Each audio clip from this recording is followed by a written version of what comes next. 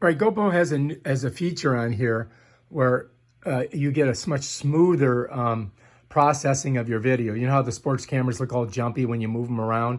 Well, this thing has this little doohickey right here, and it kind of smooths out your video. Let's go ahead and take a look at it. Now, when you're in narrow, you've got the boost or you got off.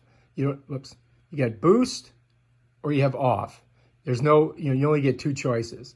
So if you want to change that, you got to go here.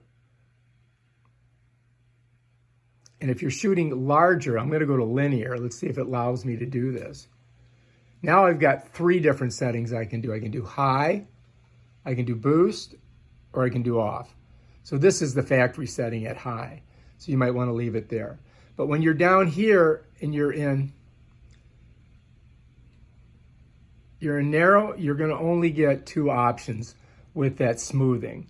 So be aware of that. All right, if you like this video, subscribe to my channel and check out my other awesome videos on how to do stuff on your GoPro Hero 10 Black.